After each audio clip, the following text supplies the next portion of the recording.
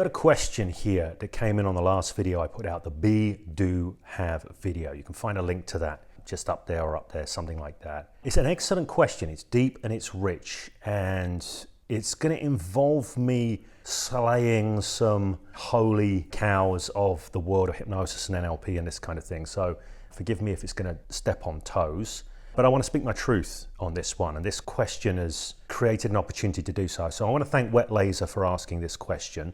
I'm going to brand these Q&A segments as Q&A with Tripp going forward. So this will be edition 1 of Q&A with Tripp. Let's dive into this rich question and see what gold we can mine from it.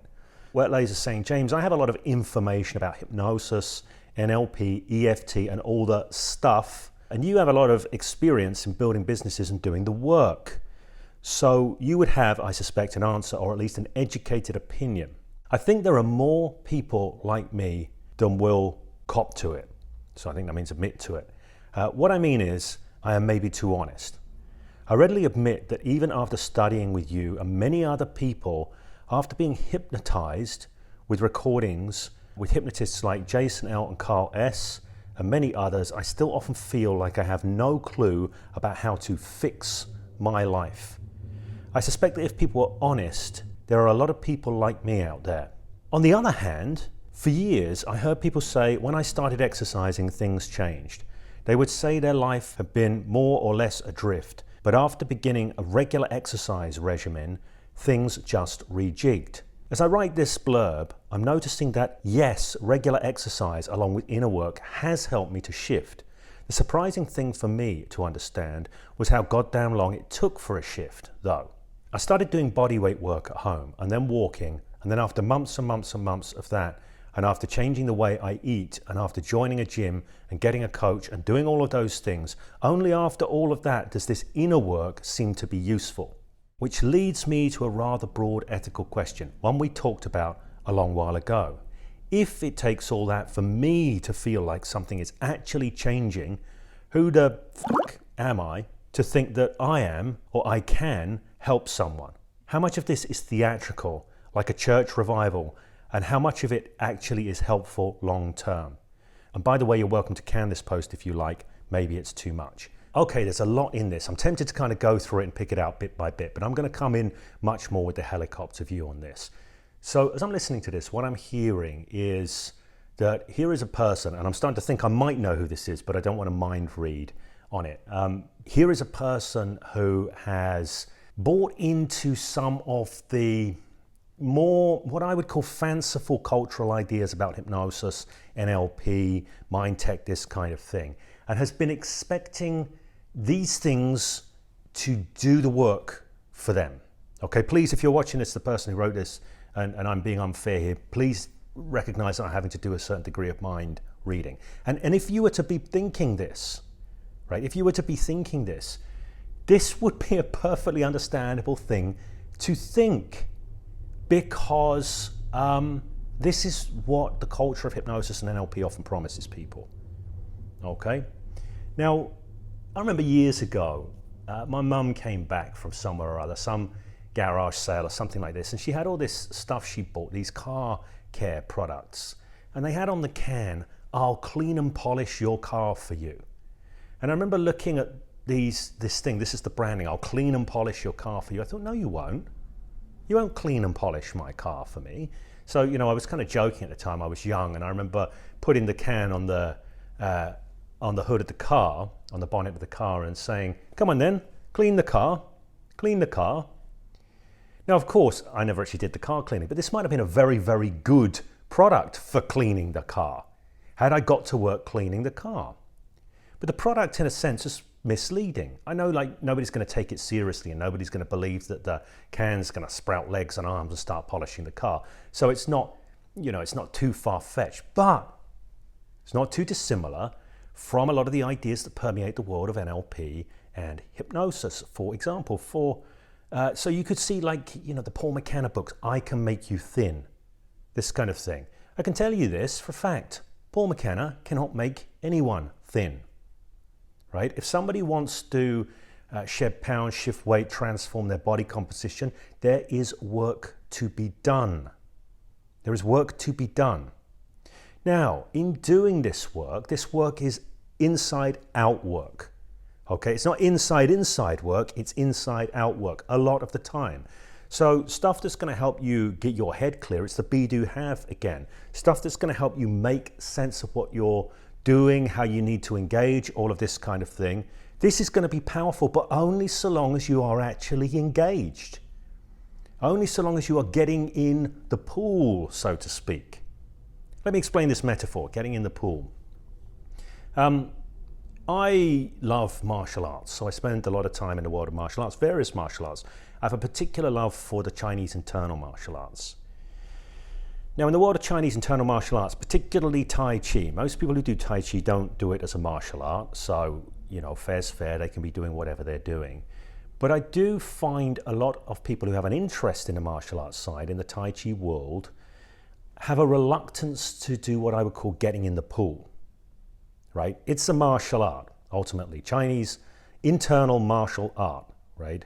So for me, getting in the pool is getting a bit martial, right? Martial art, this is about hand-to-hand combat, fighting, this kind of thing. Now you can turn the heat up or you can turn the heat down on this. But if you're not actually doing it, if you're not actually getting in the pool, then everything is abstract. It doesn't matter what preparatory exercises you're doing to get in the pool. Right? If you're not getting into the pool, it's all academic. So for example, if you saw a swimming instructor and everybody was lined up on the edge of the pool and they were kind of moving their arms in the air or something, swimming through the air, and that instructor was giving people directions on the angle of their hand and perhaps how to move their shoulder differently and all of this, but none of these people have ever been in the pool. And what they're trying to do is they're trying to get this perfect form before they get in the pool, or they're trying to get it right before they get in the pool. Okay, now that's never going to work. We all know that the person who just gets in the pool, even if they had very, very poor instruction, if they get in the pool, they swim regularly, they pay attention to themselves, they pay attention to feedback, right? Now at this point, when somebody's in the pool, they can start actually making use of information. They can start receiving good coaching, and it'll make a difference. That good coaching is not going to make a difference until they get in the pool. Okay? So you get this come out a lot. You get people getting ready to do things, to take action. Now, as somebody who's taught hypnosis, who's taught NLP, I used to get a lot of people contact me a few years ago. They would say, James, will you teach me conversational hypnosis? Privately, one-on-one. And I used to say, okay, so what's your context? Where are you applying it? And they go, well, I just want to kind of learn it generally. I just want to be able to do it. I said, yeah, but where are you going to be applying it right away? Well, I don't really know. I said, look, I'm really happy to teach you conversational hypnosis, but I want to know your context. And I want you to be active in that context, because otherwise you might as well just go online, look up the Milton model and sit down and dream about how fantastic hypnotic language might be. Okay, so the place to get real skill is in the context that you want to get skill. I'm not saying that you don't do work outside of the context. I've referred to this in the past as online work versus offline work. Okay, if you're doing self-development work, you want to be doing you want to have live context, you want to have real stuff. This involves stepping into the world and taking action, being in the world, engaging in creating. Now, I shared the be, do, have model in my last video, and I was talking about the importance of being, and I was talking about the importance of teleology, or not teleology, more like intentionality, the having that you want, being clear on those 2 points. And then what sits in the middle is action, actual engagement with the world. And I said I'd do another video on that, and I'm still going to do another video on that. I didn't want to play that down. That action is key. That action is absolutely key. If somebody is not engaged, they are not going to develop. People do not develop in abstract of the world. They must be in it. Now, when I say the world, I'm talking about the world in general or the specific developmental context. Okay, so if I want to get better at strength training, I've got to start doing strength training. I've got to get in there. I've got to get in the pool, so to speak, metaphorically speaking. If I want to get better at hypnotic language skill, if I want to develop myself as a hypnotist, for example, you have to do what I did back in the day, okay? So I used to see clients and things, but I wanted to explore with a whole bunch of stuff. This is why you go way back on the channel. You find all these street hypnosis videos. Why did I do that stuff? Do you know what? It wasn't because I had this burning yearning to go out and hypnotize people on the street. I was creating a developmental context, an engagement in the real world. Now, of course, when I'm out there in the real world doing this stuff, all sorts of things come up. It's only when you're in the context that the real stuff that you need to do to work on comes up. If you're not really in the context and you're just sort of trying to do preparatory work, some people can spend forever and a day inside of preparatory work. You know, it's a very, very common thing. And if you're watching this, I'm not judging that. I'm not judging it, right? I would like to wake people up to it and say, you know, stop spending time preparing and get into the context that you want to grow within. All right? Get in over your head. Then the challenges come up. Then the work up here counts. All right? So NLP, hypnosis. I love the stuff I've learned from NLP hypnosis. I use it all the time in the coaching work that I do. But most people wouldn't recognize it. Why? Because I'm not running stock processes. I'm not. I'm getting into this person's reality and helping them readjust things from the inside out so that they can operate more effectively within the context that they are operating in. If they're waiting for everything to be right up here, that's like standing on the edge of the swimming pool, waiting for everything to be right.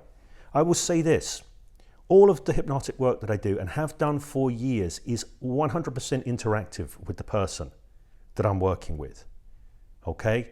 And this is a very different approach from how most people would tackle it. I have never really ever made much use of, or when I have, got value from hypnotic audios, right? Things like, here's how you boost your confidence. I've played with them a little bit way back in the day to see if they worked, see if they did anything for me. The biggest effect I ever had was from listening to an instant confidence hypnosis thing from Paul McKenna. I've told the story elsewhere. I'm not going to tell the full story here, though it's quite amusing. And the next day I was the most nervous on edge that I'd been for years and crashed my car and everything, had a terrible day, right? The reason why is because he was actually using language that, as it interacted with my internal reality, was actually triggering up a lot of unuseful stuff and diminishing my confidence, right? So I've never really made much use. Most of the hypnotic audios I listened to back in the day did nothing. And why should they? Why should they? What is being discussed there that is any real meaning to me? How does that fit with my worldview, my reality? The person feeding the audio can't possibly know. So you'll note that out of all the stuff that I've put out across time, being known as a hypnosis trainer and all of these sorts of things, and I want to say, I don't focus on hypnosis anymore. And there's a reason for this, and I'll say why. I still teach hypnotic skills, which are the skills of moving minds, using language and communication to shift minds and shift experience. I still teach that, but I only use the word hypnosis because it's a useful frame for some people. But actually, a lot of the time, it's not useful. And it's not useful for a reason. It's not useful because people think that hypnosis is some kind of magic that's going to do something for them. Back to that can on the hood of the car, on the bonnet of the car. I'll clean and polish your car for you. People come in going, I can't do this. There's a thing in the world, I can't do it. They haven't really even entered the context. They can't bring themselves to enter the context. They go, I can't do this. I need hypnosis to do it for me because I don't have the power. No. People need to recognize they do have the power and that they can tap into it, and they need to be shown how to tap into that power. They need to be coached into how to tap into that power often. This is my opinion. This is my bias. Okay, so these stock processes that are supposed to do things for people, sometimes they work. Sometimes they do. And at the end of this question, the person asking the question has said, is it all theatre? Theatrics, right? It can work that way. Okay, sometimes all people need is a ritual. and they need a ritual to get going themselves. When they get going themselves, believe me, they get going. They go, boom, I'm doing this, I'm on fire for this. But there's a lot of luck involved in that approach, in just relying on rituals. Rituals can be powerful, but you're rolling the dice if you're just relying on rituals. So like hypnotic change processes that rely on rituals and rituals alone.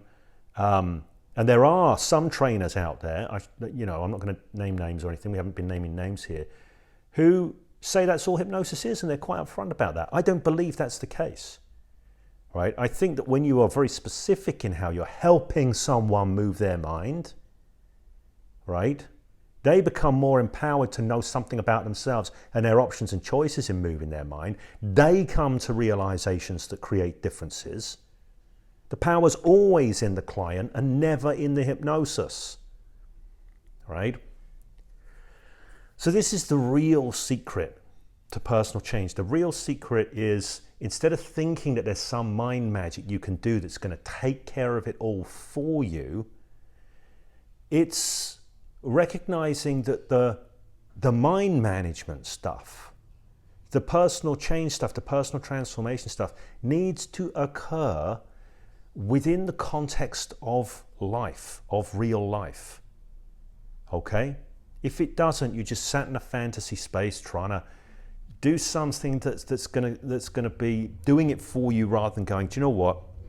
I can do this, and I'm gonna do this, and I'm gonna figure this out, and I'm gonna figure out, I'm gonna learn on the job how to be the person that creates these results. So going back to be, do, have again, I'm not suggesting we just look at our being and we sit there in abstract in a chair going, when I get all this right, the doing will take care of itself. No, the first shift in being is the commitment to go out there and dive in the pool, right? So if somebody dives in the pool, it's like, right, how am I going to create myself to be, now that I'm swimming, the very best swimmer that I can be? Okay, Wallace Wattles, the author of The Science of Getting Rich, which is a book that I've read probably 50 times. It's a very short book, so I get to read it 50 times. One of his maxims in there is fill your current place fully. Right? Now, this is a powerful maxim when you understand it. Whatever you're doing, like if I was playing the guitar, I become a guitarist. Now, if I'm going to fill that fully, now I can develop my guitar playing, I can develop myself as a guitarist. But if I'm not even doing the guitar playing, if I'm prepping myself to do it and thinking, let me just see if I can get into the right mindset to play the guitar, I can't fill my current place fully. I can't develop my being as a guitarist without picking up the guitar, without taking action. So I'm going to do another video on the do section that B2 have, and it will come out at some point across the next week, where I'm going to talk about the difference between action, activity, and tasks. Okay? But that area is important. It is important. Okay? There has to be an engagement. I often think of that doing bit of be, do, have as about engagement. I usually talk about engagement with the world, but it depends on your specific context. Right? If you want to recreate your body, yes, your mind is important, but what you do is also important. The action that you take. There has to be engagement. And once you start engaging, that can start to become a part of your identity. So like, for example, with strength training, when I'm strength training, I'm like in the moment, being strength, enjoying strength. There's mind tricks I'm doing in the moment to fully enhance that and build my identity as a strong person, right? I also do offline work as well. Like in my creation book there, I can open up and I can say, I am strength. I enjoy my strength fully every day, right? These kind of things, they work in tandem. So this report that's coming back, that the mind work only seems to work when you're actually doing. Yes, that's right. That's what it is. We have to live in the world. This isn't about going up a mountain and, doing some kind of deep meditation for 20 years in a cave and then coming back. Personal mastery isn't about that. Personal mastery is about living in this world, in this life, creating the results that you want to create. That means showing up. That means engaging. That means diving in the pool. Okay? And if people are out there trying to sell quick fixes, hypnotic or otherwise, I can make you thin, I can make you strong, I can make you confident, I can make you, I can make you, I can make you. That deferral of power to something external rather than taking ownership of your own power, your own choices, choosing that fierce commitment. I'm creating this. I'm going to learn deeply about this and I'm going to learn on the job. That's the way forward. And when you're approaching things like that, this is when the mind tech becomes useful. Okay, so this video's run to 21 minutes now, so I'm not going to say any more. I was going to say some more about how I applied NLP in my life to start off with, and it was nothing to do with going to practitioners. It was to do with taking stuff and taking those principles into the context of my life. But I don't want to go into that because it'll make this video too long. But if you're interested in hearing about how, when I first got into NLP, it was profoundly life-changing, and not because I was facilitated through processes. If you want to hear how I went about actually applying them in the swimming pool of the real world, in what was my professional life at the time and personal life, I'd be happy to make a video on that. Okay, so there's a bit that I want to drop in here which addresses something that I missed at the end. And this is specifically for you, the person asking this question. Anyone else they may get benefit to, but this is for you. You've written here at the end, if it takes all that for me to feel like something is actually changing, who the bleep am I to think that I am or I can help someone? Well, I'm going to tell you from my perspective who you are to do this. You are the person that's done it. You are the person with the wisdom. You are the person that finally cracked the code. So you know things now that you didn't know before. Maybe you're seeing with even more clarity how the mind tech can combine with action. That's absolutely key, action. In fact, as I say that, I'm looking across the room, I'm seeing a book, Action, by Robert Ringer. Nothing happens until something moves. That's the book, Action. Nothing happens until something moves, by Robert Ringer. I'm looking at it right now, fantastic book. It's absolutely true. Now, you've also said in your question, by the way, one of the things that you did is you got down the gym and you got a coach. Okay? A good coach, good personal coaching. This is going to help now. Good personal mind coaching, mental coaching. This is going to include ensuring that that unfolds out into action in the world. This is absolutely key. There's always a feedback loop between what's going on inside and what's going on outside, right? So, you know, if you're into your 3 principle stuff, they'll talk about the inside out perspective on life. Inside out's true, but it's outside in as well. Inside out, outside in. There are feedback loops. What's absolutely key, if you want to help people create results in their lives, you've got to get them out there in the world creating the results. I'll tell you who you are. You're the person who knows this now. And maybe you didn't know it before, but you know it now. Okay? So if that's the work that you want to do, step into your power to do it and start doing it. So just like diving in the pool, with getting down a gym, starting to do the calisthenics, eating well, you can get in the pool, you can dive into that pool of helping people out, realize what it is that they want to bring into their lives. Okay, so if you got some value from this video, please do give it a thumbs up.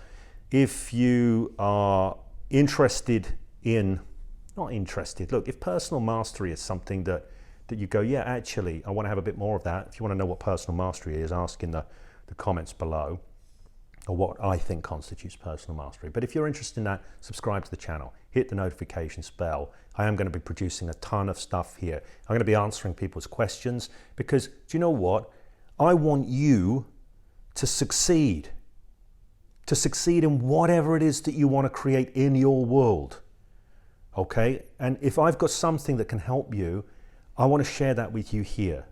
Okay, so please do make sure you ask any questions you want to ask. Anything else I need to say? I don't think so. So get out there in the world, make stuff happen, and I look forward to when we next connect.